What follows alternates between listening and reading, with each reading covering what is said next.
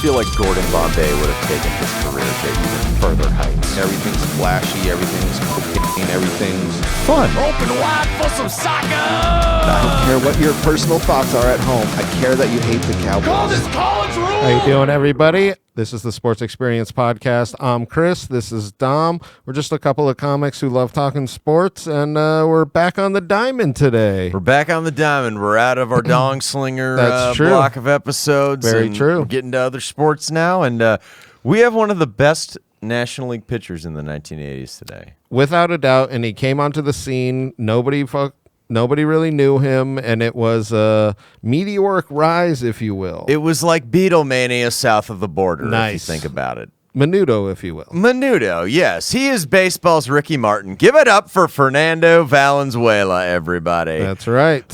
Fernando Valenzuela, born November 1st, 1960. Fernando Valenzuela Anwamea. I speak Spanish like Peggy Hill. I'm sorry. I just can't do it.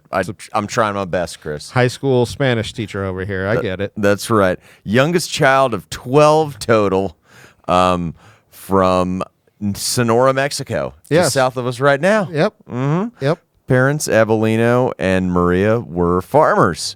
And population of the town was in the hundreds. So It was a very small town in Mexico where he grew up, and he said that his dad was really into baseball and his brothers were, so growing up he would play with like these older kids playing baseball all the time. Yeah, you see that with a lot of our athletes. Yes, where it's just like, oh, no, I'm just here for the game. Yeah. Right. No, seriously. Basically like the Alomar kids, since baseball was their family's favorite sport, he played it. He started actually as a right fielder. I don't know if you read that. Yeah, I saw that, and moved to pitching later when he was like a teenager. Mm-hmm. Yeah, he started his career in the Mexican League, signed for $250. They don't pay baseball players like that anymore. You're telling me. Student athletes don't even make $250. In 1977, he's playing for the Mayos de Navojoa after a stint in the Puebla League, I guess. And then in 1978, he establishes himself as a pretty good player in the Central League. Yeah, which is like Mexico's AAA. Yeah. If you will. Yes.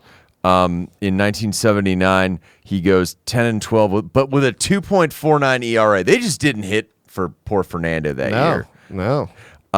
There was a Dodger scout, though, that Okay. took notice. Yeah, well, this Dodger scout came out to watch, and it's almost like every single episode this happens, and the Dodger scout came out to look at a shortstop, and then they brought him in like the fifth inning, and he literally said he was just like, I saw him throw 3 strikes, and I was like, this guy's got it.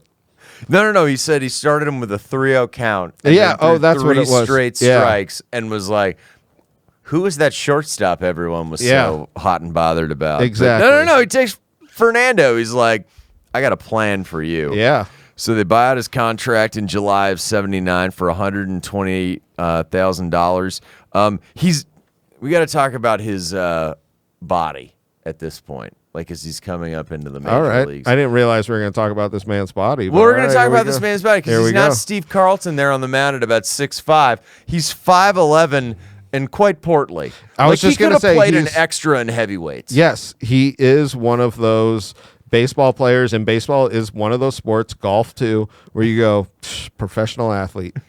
Right there. Because he just did not have the body type. He didn't have the dominating figure that you would think of someone being a professional baseball player, but God, did he have control. He had control is the name of the game in pitching. Dude, it's not speed, it's control. They used to think velocity was it. No, it's control. It's control. So just a smaller guy, but his stuff is absolutely dominating. But he's not doing it with necessarily dominating stuff. He doesn't have that absolute like gun. No. He's throwing like, low 90s. Yeah. Or so. But he's locating. And I saw this. There was actually 2 things I wanted to bring up, but I saw this. They were saying he was pitching and having really great break on his curveballs in Mexico City, where in Mexico with the thinner air like Denver. Just like Denver, it's hard harder to snap curveballs, and they're like, oh, this guy's going to be even better when we bring him out. I also saw that the Yankees actually, after the Dodgers agreed with that contract, put $150,000 on him because there was just this obvious like hole for like a Mexican American or a Mexican star in the MLB. So both of these franchises were like, well, we should try and tap into this market. Dodgers more so than the Yankees, but Dodgers makes a little more sense than the Yankees, but like they said he could have gone and into the Yankees and was lost forever. That's one of those things you just never know. Chris, that would have been the worst thing, because when he entered the Yankees organization, they would have dominated the 80s with like Ricky Henderson and Dave Winfield and Mattingly. Oh my God. They would have been like, Fernando, keep throwing screwballs. Mattingly, shave those sideburns. If you don't shave those sideburns, Mattingly, I swear to God. Still better than playing for Steinbrenner. So he starts off in 79 in Lodi. All I think of when I read that town name is just a CCR song, which leads me into the Big Lebowski. Nice. Just like, couldn't find the no luck on the tape deck though, or the Credence. So he has a 1.12 ERA in 3 starts, but the Dodger scout that went to see him, Mike Brito, said you need to develop a second pitch and an off-speed pitch. And as I kind of alluded to before, he went for the screwball, and my God, they don't even do that pitch anymore. I was just going to say, very even rare for a pitcher to pick that up in that era. And they said that they were like kind of trying pitches, and he just like picked up the screwball like 10 minutes after he was taught exactly how to do it. Which is insane they don't do it now, because they have these beefed up dudes throwing like 110. They're like, well, he's getting TJ, but they're like, that's not bad on the arm. But you see Carl Hubbell's old arm from like throwing screwballs, and like, well, that's even worse. And you're like, just give it a shot. Yeah. Most of these players haven't even seen it. Like that's a pitch very like true. that, because it's essentially just an opposite curveball. Yeah. It just breaks the opposite way of a curveball, as the the Christy Mathewson fadeaway pitch. Oh yeah, yeah. So he learns the screwball, and in 1980 in Double-A San Antonio, he goes 13-9 with a 3.10 ERA, and he's 18 years old in Double-A. Yep, that's ridiculous. Mm-hmm. But he's pitching a lot of innings, as we'll go into later in this podcast. The era of this pitcher, they do pitch more innings. He, even more so for these pitchers in this era, pitches a ton of complete games. He's basically like the National League's Dave Stieb in this era. Yep. I would have to think. He gets a September call-up in 1980. I saw something about this because he was playing for San Antonio, and he literally, when he got the call up, he was like, we were 1 win away from a playoff spot. Yeah. And he was like, I thought about denying it, and like he talked about it in the locker room, and they were like, are you kidding?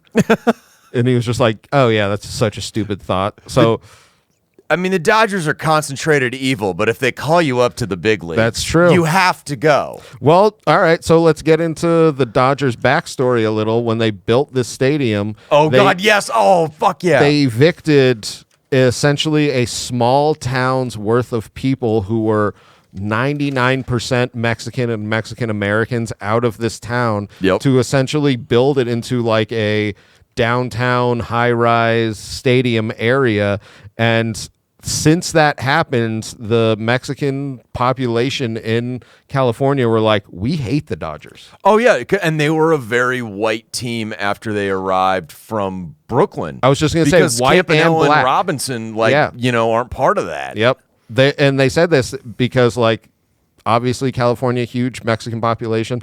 They literally said, they were like, it was a white and black team. That was like kind of what it was in that era of baseball. And then we get into, because you were just saying he gets called up in 80. He barely plays. He plays as like a relief pitcher, which I thought was interesting for a couple of, and then Pedro Martinez almost. Yes. Seriously, comes up as a relief pitcher, but then we get into 81 where a star is born. Oh my God. This is like, y'all thought Yasiel Puig going to the Dodgers was a big deal. This is that times a billion. Yes. Like, I mean, Beatlemania, Fernandomania. Well, it really got a lot of people that either liked baseball or and hated the Dodgers, or never watched baseball and then became baseball fans for their lives because of him. All the Guidos in New York for DiMaggio. Dude, like straight up. Yeah, like everybody just jumped on board and said, this is our guy. Did you read anything about the opening day start he received? Oh, yeah. Okay, so opening day, he's a rookie still. He's got his, eligibility. Jerry Royce was injured, and Bert Hooton wasn't ready for opening day, so he wasn't supposed to be the opening day starter. He's slotted as their third pitcher. Yeah, and they're starting the year against the NL West reigning champion Astros, and he goes out and has a complete game shutout. First time out, not even supposed to be in the game, and you're like, it's like the Vern Lundquist. Like, who the hell is Happy Gil? Who the hell is Fernando Valenzuela? Yes, and it literally got, and this is what I mean, it wasn't only that he was this like Mexican Latino player to play on that, he dominated from that first start. Yeah. So there's something about that where it like has this mystique around him where that getting getting opening day starting too was it was like 24 hours before the guy had like pulled a hamstring, and they were like, we're going to go with Fernando. If you're starting for the Dodgers on opening day, you've done a lot of things right. Yeah. Especially in this era. But he has 8 straight wins out the gate with 5 shutouts and a .5 ERA. 0.5, not a number in front of that. No. 0.50. It's one of the best starts from a rookie pitcher ever. And the shitty part of this year is because who knows what he would have done without the strike? Yep. The strike completely napalmed the 81 season. I mean, granted, they did the 2-half thing as we've discussed previously, but he goes 13-7 with a 2.48 ERA. He led the NL in starts, complete games, Major League Baseball in shutouts, and innings pitched because he won't stop. No. But they said this, they were like if you got to watch him pre-strike, there was something so special about him. And then he came back and they were like, still a great pitcher, but in that like 8 games, he was unhittable. Absolutely unhittable. He was an all-star that year. He won the Cy Young. Yep. And you know what else he did? He won the Silver Slugger because he was a hell of a hitting pitcher. That was something I actually didn't remember about him, was he actually was a really great hitter. Like, you would be comfortable, like, as a National League team being like, dude, you can hit. Go ahead. Yeah. Like, our middle infielder with no power will not outdo you, sir. Yeah, seriously. He hit 250, and he had a triple, so take that, Frank Thomas. God damn it. But, no, he became a hero. Like, he literally, that entire 81 season was like Mexican Paul Bunyan. Well, if you think about it. Teams that Dodgers would travel and play said that they had such a huge increase in Mexican American fans coming out to their ball club, and they were literally saying like their radio broadcast in Spanish almost tripled in points with ratings from him. It really was just like this first wave of this because he was so good. No, he's the first rookie to lead the National League in strikeouts. Yep. Unbelievable. Just absolutely unbelievable. But the thing I think also that was so interesting was he really came out of nowhere in 1980. Nobody's talking about him. Yep. The preseason 1991, nobody's talking about him. And then it literally is just that opening day he was great after the strike, but like that 81 season in its entirety is ridiculously remarkable with how little hype he had gotten going into it. Yeah, you didn't know who the hell he was until he started actually pitching. Yep. Dr. Charles Steinberg, who was in the front office for the Dodgers and Padres, said he was an international charismatic phenomenon. He belonged not only to the Dodgers, but also to Mexico and all of Latin America. He's like real-life Montequilla. Like, yeah. I mean, honestly. And that season, the Dodgers win the NL West, and they make the playoffs, or in one of the halves of the season. And they play the Astros again. Yep. And game 1, he's facing, in his prime, Nolan Ryan. And he goes 8 innings pitched, has 6 strikeouts, only gives up 1 run, but he gets a no decision because Dave Stewart blows it in the bottom of the 9th for him. He starts Game 4 at Dodger Stadium, which is an elimination game. It's an elimination game. He outdoes Vern Rule with a complete game, 1 run on 4 hits. What the shit? Yeah. And remember, he's 18, 19 at this point or whatever. You know what I mean? He's still like a kid. Yeah. 81, that they end up winning Game 5, and they're in the 81 NLCS against Montreal. Yep. And he pitches in probably the most important game. But in Game 1, the Expos went, or they end up winning, and they lose Game 2, 3-0, lose Game 3, and they win Game 4, and he's starting in Game 5. Yep. This is do or die at Olympic Stadium there, and his first inning isn't very good. He ends up giving up a run after a Tim Raines leadoff double, but he goes the distance. Oh, this is where he had his home run. No, he goes the distance. Yeah, he goes the distance in this game. They go into the top of the 9th. He does that so much that I was like, wait, they're tied 1-1, and they bring in Steve Rogers for the Expos, who's their number 1 starter. So they're bringing him like Randy Johnson style in relief. Yep. And I've seen interviews where he's just like, I just didn't have it that day. And Rick Monday on a 3-1 count hits a home run to right center field. It's Blue Monday for that's what killed the Expos more than the fucking strike. Yeah. That was a really good team. He ends up being replaced by Bob Welch, but they win 2-1, and they're in the World Series. And against the Yanks. Against the Yankees, who should have had him, possibly, but they didn't. Which is a Yankees-Dodgers World Series is just what I like to call an asteroid series. Yeah. Like, just, so uncomfortable. Well, he can't pitch the first 2 games of the World Series because he pitched Game 5 in Montreal. Yeah. They lose the first 2 games. So Game 3 is like literally like win or go home. Nobody has come back from a 3-0 deficit at that point. So like he's coming in Game 3, and that's probably the most important game of his career because it is the game that like turns this series around. We'll talk about other games where he's more effective. Yes. But he saved the entire Dodgers season. Yep. Complete game win. He scattered 9 hits, gave up 4 runs, but not only do they win Game 3, they win their next 3 games. Yeah, so he starts this streak of like essentially a World Series run in this because if you look at it, and this is what I feel like you just kind of hinted at where you were like, Yankees should have had this. Like, it was in the bag. They were up 2-0. They had a great team, and then Fernando came in and just changed the whole vibe of that World Series. No. I mean, like, he saved it. He saved it. If you think about it. 1982, he wins 19 games. Yep. He wins 19 games in 82, has a sub-3 ERA, career high 37. He had 18 complete games that year. You will not see that anymore. I feel like we're talking about that Grover Cleveland Alexander episode with all of these complete games. Yeah. He did have a career high 285 innings pitched, though. Made the All-Star team. I'll tell you what's interesting and what is kind of crazy because they say the screwball kind of messes up your arm. Yeah. Nobody was pitching more than him, and nobody was throwing the screwball more than him, and it never messed with his arm. And they said that they were like, he learned exactly how to throw it. So he wasn't like the perfect mechanics that he had. Yeah, absolutely.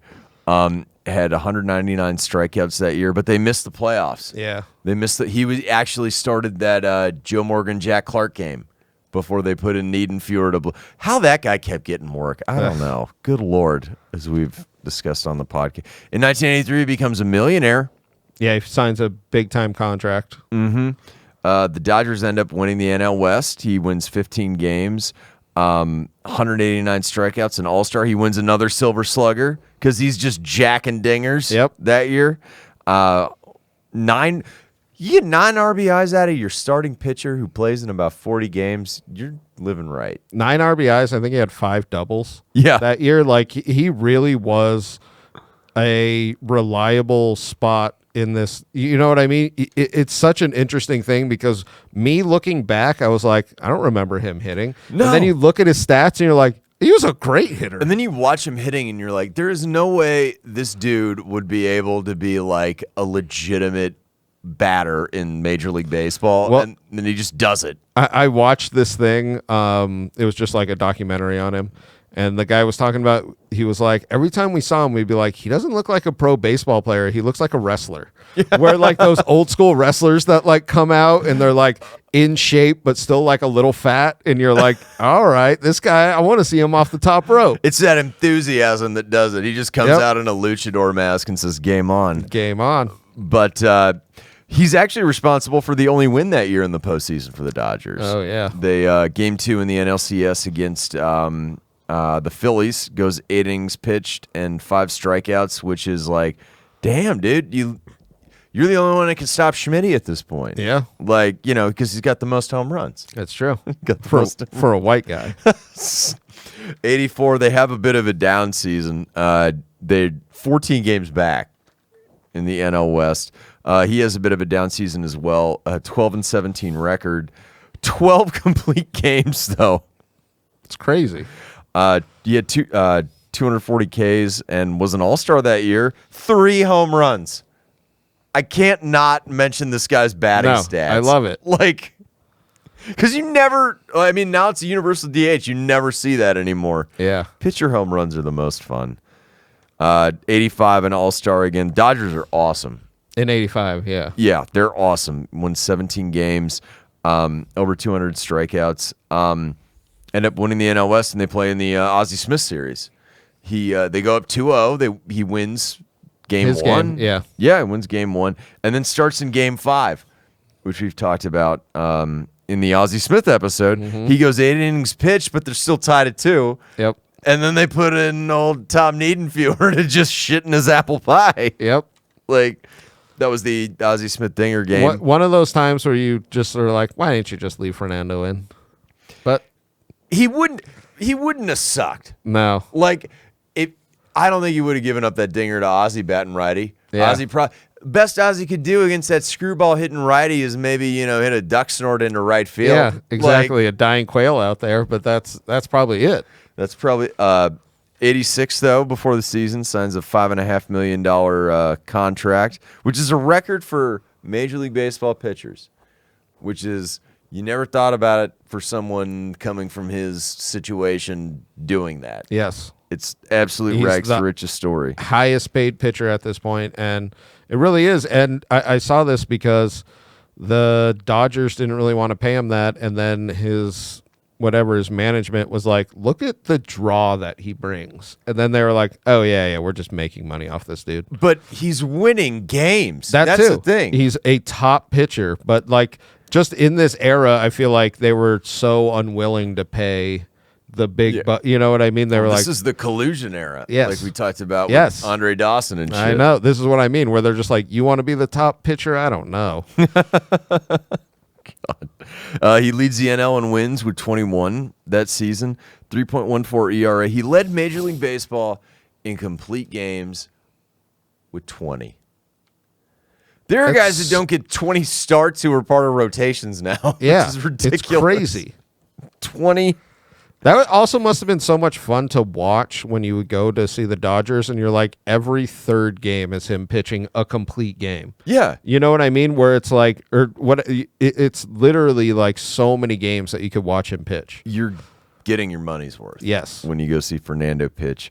269.1 innings pitched, though, this year. He's finished second in the Cy Young, won the Gold Glove. Yep. He hit 270. God. So good. Your pitcher hitting 270 is so ridiculous. Oh, wait, no, 220. But that's still like 270. Yeah, Fuck, dude. that's, I mean, for a pitcher, that's like 3. That's like so 4. Good. Yeah. 87. Now we're starting to see the workload. Yes. We're starting to see the workload in 87. He goes 14-14. Led the NL with 254 hits, though, so he's kind of getting hit around. And they have just an absolutely shitty season. Yeah. Absolutely shitty season. And then in 88, he starts on the DL because he has some show. as I read this, I'm like, this is just Mexican Steve Avery. Honestly, like I was just sad. Yeah. I was sad because I'm like, I think I know why. Yeah. What's happening is starting to happen. He had gone 255 games though without missing a start. What a fucking warhorse, dude. And he probably had 100 complete games in there or something. It's something crazy like that where you're, He finished 5-8 that year, and he was out of the postseason. But that was the anal Hershiser season where the breaking the Don Drysdale scoreless innings streak. They ended up beating the Mets and then winning the World Series. Did you read anything about why he didn't want his ring? No. So they were going to give him a ring because, Yeah. he pitched for the team during the season. And he refused to wear it. He said, and I quote, "I didn't do anything." Oh, really? Yeah. Wow. All I thought of was that, that's good, Bart. Quitting smoking is the hardest thing you'll ever have to do. But he didn't do anything. Didn't he, Lisa? Didn't. Who's coming to the games, though, for Fernando? He did something. That's true. He's only 28 and 89. He still has 31 starts, but he has a losing record. Yeah. He's now sub 200 innings, and they missed the postseason again. And now, around 1990, you're starting to see the Ramon Martinez's and other pitchers moving up the slots in the pitching staff. As a 500 season again with 13 wins, he did lead the NL in earned runs. He's at only 150 strikeouts, but he hit 304. There it is. 5 doubles, a dinger, and 11 RBIs. There it is. That was the one where he hit 300. I was like, God, what an amazing feat that doesn't get talked about enough. This pitcher absolutely cranking, and really like your top pitcher. And then this next year, But I thought about it, the math of it. So if he has 33 starts, he's at least getting 3 to 4 at-bats a game, right? Yep. So if he has that many, he's got over 100 at-bats, and he's hitting 300 as a pitcher. That's fucking mind-boggling. no, it's so good. 1990, though, it was a down year. He did experience his greatest moment as a Dodger outside of winning that World Series. June 29th, 1990, his former teammate, Dave Stewart, who blew that playoff game, threw a no-hitter for the Oakland A's earlier that day. Yep. And Mike Scioscia, who was his catcher, I had read that he learned Spanish also for that. That was kind of in that time period before he joined that Springfield power plant baseball team Yep. and got radiation poisoning. Very true. Very true. Fernando came up to him and he said, "You saw a no-hitter on TV. You're going to see him in person." That's awesome. They're playing the St. Louis Cardinals, and they win the game. They win the game 6-0, but you know what he does? He strikes out former 1981 World Series MVP Pedro Guerrero.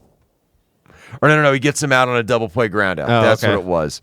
But no-hitter. He No-hitter. threw a no-hitter. After calling it, that was the thing that blew my mind. Like, How many people throw a no-hitter and just beforehand? yeah. It's ridiculous. No, it's crazy. 1991 is the end.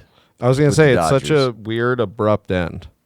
So he's having issues in spring training, and he ends up getting released. So right before, so there was a couple of things that happened that I saw that I thought was very much what a organization does, which I feel like they're getting better at now, where they knew that he was going to be released. He had a big extension on his contract Yeah. that they didn't want to pay for.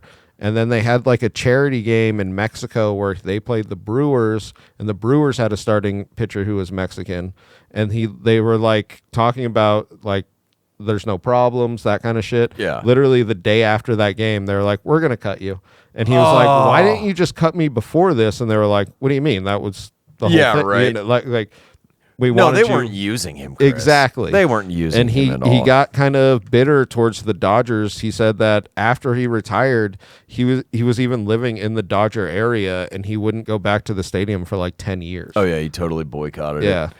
it. He ends up catching on with the Angels, but he only has 2 starts and a +12 ERA. Yeah, it's very bad. 92, he's playing in the Mexican League with Jake Taylor for the Charros de Jalisco. Goes 10-9 with a sub-4 ERA. He had 13 complete games, though. Yeah. He is a finisher pitcher. He is not a starter pitcher like a Range Rover. He is a finisher pitcher. 93, he's in Baltimore. Not a great year, has almost a 5 ERA. And then ends up in the Mexican League again in 94 and splitting time with the Phillies. And this time with Kenny Powers. That's true. It's very interesting. And then it's weird how he bounces back and forth. And then after this, he comes back to the Padres and actually has like a really good season. This is when they're like rebuilding after all of those horrific childhood fire sales. So, like, not only do you need asses and seats, so you bring in Fernando because you're right next to TJ, like, they're actually trying to win and invest in the ball club. And 95 and 96, he, for his age, has a couple of really good years. Seriously, though, because it is what everybody thought was he was, like, done, especially if you saw him on the Phillies pitching in Mexico. He comes into the San Diego team and has good years. Yeah, so his first year he goes 8-3. His ERA is pretty high, but he needs to eat innings because of the younger pitchers that they're trying to develop. Yep. He hit 250 with 2 dingers. I love it. 2 dingers for Fernando. I love it. 96, he's second on the team in wins Yeah. in ERA. 13 wins, 31 starts. I mean, he was a legitimate fucking piece of that rotation that year. He also starts in the first game ever played in Mexico for Major League Baseball. Yeah, that year. I saw that. That was cool. It was a 15-10 win because even more than Coors Field, balls just go. Watching a roided up Caminiti just go up there and just, oh God, ridiculous. He does end up the winner in that game though. They win the NL West. Yeah. And he pitched in Game 3 of the NLDS against the Cardinals, but they ended up getting swept. 97, he started the year and had a lot of trouble and ends up getting traded to St. Louis. Yeah. He goes 0-4 in his 5 starts for the Cardinals, and that was the end of his MLB career, which a little bit truncated if you think about it for how young he started, but just the volume of innings was ridiculous. But I feel like when he went back to San Diego, he almost proved to everybody, it was just like, no, I can still do this. Yeah. Like, it was very much like that because everybody remembers Fernando from the Dodgers. That 80s decade where, like, he was just the dominant pitcher from literally 1981 to 91. You know what I mean? Yeah. Like, everybody remembers that, but then he kind of bounced around. But I feel like the San Diego part was just a nice way to be like, no, I'm still a dominant pitcher. I'm still great. I can still hit dingers, which I absolutely love. And he was always just such an icon in that LA scene. Absolutely. No. I mean, it was a perfect situation because it's like expectations aren't high. Eat as many innings as you can. Oh, wait, and the team's getting better. This is great. Exactly. Like, this is perfect. 99, he tried to have a comeback with the Dodgers in spring training and ended up pitching in the Mexican League there. 2003, he started his broadcast career with the Dodgers for their Spanish language network, which is perfect. Like, I mean, come on, man. I was going to say, I couldn't even think of another player close to being as perfect as him to do that. No. I mean, like, who else are you going to pick? Yeah, he's... Who else? And he is that icon for all of that community. So, yeah, it's great. And I'm glad that he doesn't have any... I mean, I'm sure he still has, like, hard feelings for the Dodgers as to how it ended, but I'm glad that they got it back together because thinking of Fernando, you think of the Dodgers. Oh, for sure. And then he did some coaching for Mexico in those World Baseball Classics. Also was coaching in the Mexican League and became a naturalized American citizen in 2015 in downtown Los Angeles. But 2024, he steps down from the Spanish language broadcast because of he wasn't doing well health-wise. Yeah, he has, like, heart problems. Mm-hmm. Yeah. And October 22nd, 2024, he ends up dying at 63. 3 days before the 2024 World Series, which the Dodgers made. I know. Shouldn't have even been there if you didn't pitch fucking Dylan Cease in Game 4. Made it. Still. Yeah. They made it to the World Series, and After his jersey was retired, though. Yeah. I did want to bring that up. He still has the highest WAR of any Mexican player that's ever existed in Major League Baseball. 173 wins, a Cy Young, Rookie of the Year, Gold Glove, 6-time All-Star. Because that was that window where he's eating all those innings, where he's just the best. He's the fucking best. The best, yeah. 2-time Silver Slugger as a pitcher. Love it. Love it, absolutely. World Series champion, and God, for like a 6-year window in the NL in the 80s. Who do you want to start an important game? And the image of the way he pitches with the long windup and the tilting his head back and looking up, he was such an iconic player that he lived up to his eventual hype of being this like amazing pitcher throughout the 80s. Yeah, no. It's you got what you paid for, man. Like he was, God. If you have those early 90s seasons, we could be talking about a Hall of Famer. Yeah. No, Honestly. seriously though. Those are like 4 missing years. And it really was. I wonder if it was like a mental thing of him being cut by the Dodgers, not seeing it coming, that kind of like stuff that happens. He said he had like a little bit of back problems at that time, but like, yeah, such an iconic player in the 80s. Absolutely. Rest in peace, Fernando. Thank you.